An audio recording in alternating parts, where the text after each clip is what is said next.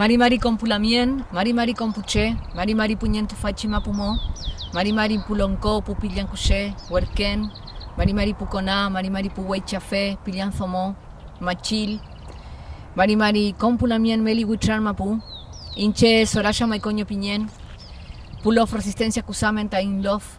Facundo Jones Huala Pinguey Tain Lonco, Lonco Huaychafé, preso político mapuche, secuestrado en la Unidad 14 desde hace más de 100 días por una orden que dictó el juez Gustavo Villanueva. Es por esto que estoy aquí conversando con ustedes, invitándolos al juicio de extradición que se va a llevar adelante en breve en la ciudad de Bariloche, en Furilov Chemó.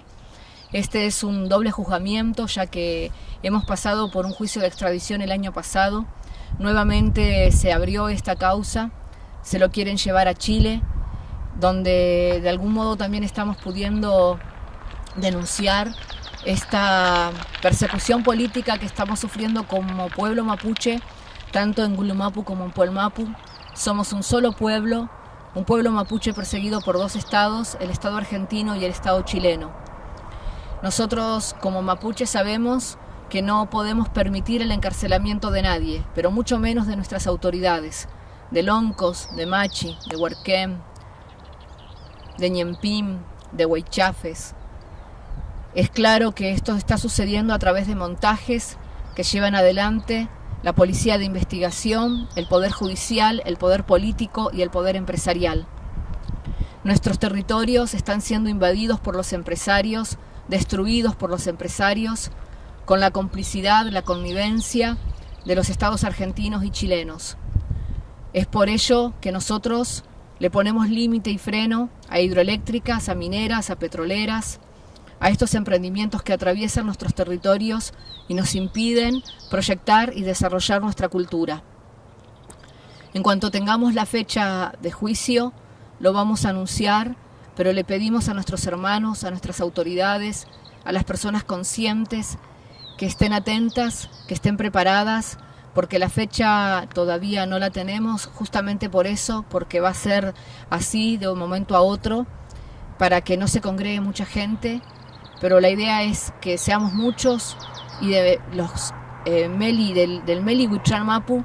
que estemos allí acompañando este proceso, este juicio,